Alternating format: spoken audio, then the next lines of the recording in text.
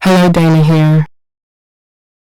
I began this study while examining end-time events, but what I discovered ended up reshaping my entire perspective on Scripture and how we approach prophecy. Along the way, certain modern revelations confirmed patterns I had already begun to see. Let's begin our journey with Scripture, Matthew 27:24-25. So, when Pilate saw that he was gaining nothing, but rather that a riot was beginning, he took water and washed his hands before the crowd, saying, "I am innocent of this man's blood. See to it yourselves." And all the people answered, "His blood be on us and on our children." Some groups, including many within the Hebrew Israelite movement, use this passage as a foundation for their interpretation of identity and judgment. Not the so-called curse of Ham, often referenced in modern preaching, but this moment of the crowd calling responsibility upon themselves and their descendants. From here, many turn directly to the curses listed in Deuteronomy 28. Those connections are important, but in this study, we're going to take a different approach, one that looks at the broader biblical narrative, the historical context, and how these themes shape our understanding of prophecy today.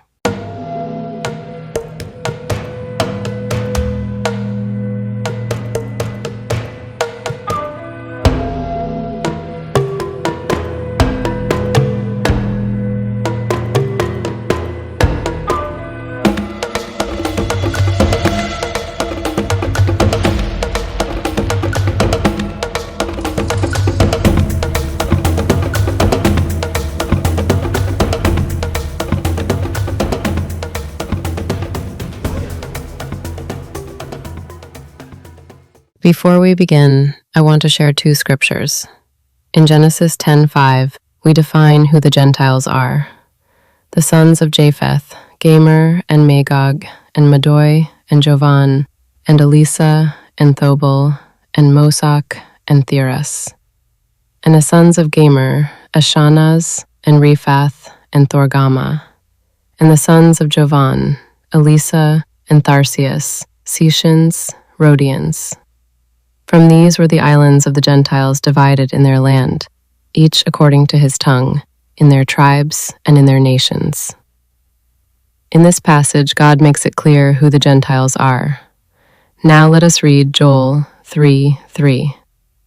For behold, in those days and at that time, when I shall have turned the captivity of Judah and Jerusalem, I will also gather all the Gentiles and bring them down to the valley of Josaphat, and will plead with them there for my people and my heritage Israel, who have been dispersed among the Gentiles. And these Gentiles have divided my land, and cast lots over my people, and have given their boys to harlots, and sold their girls for wine, and have drunk. God's heritage was dispersed among the Gentiles, and his land divided.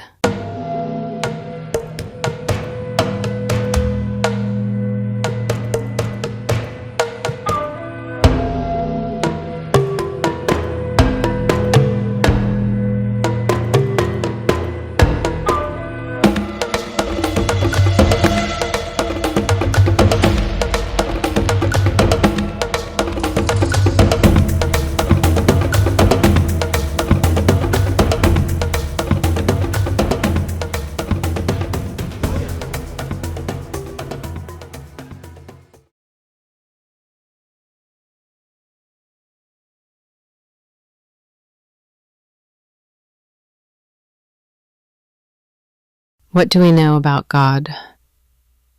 1. The burning bush, Exodus 3.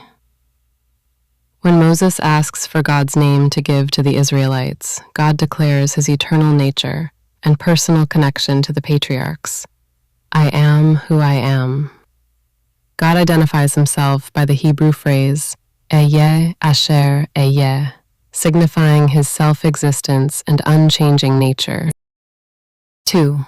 Proclamation of character, Exodus 33-34. After the incident with the golden calf, Moses asks to see God's glory. God responds not with a visual image, but by proclaiming his character. The name Yahweh. God descends in a cloud and proclaims his name, often translated as the Lord.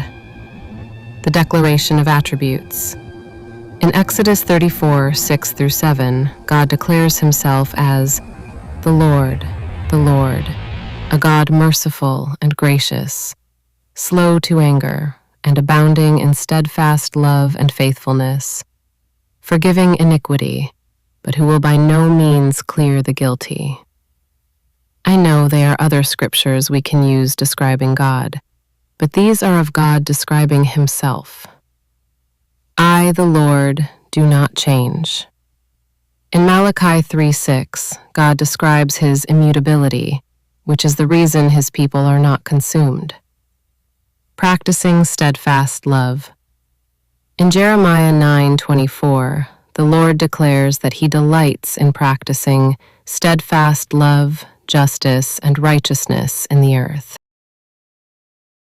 Before Abraham was born, I am, a direct claim to the divine name revealed to Moses. John 8:58. I am gentle and lowly in heart. In Matthew 11:29, Jesus provides a description of God's humble and approachable character.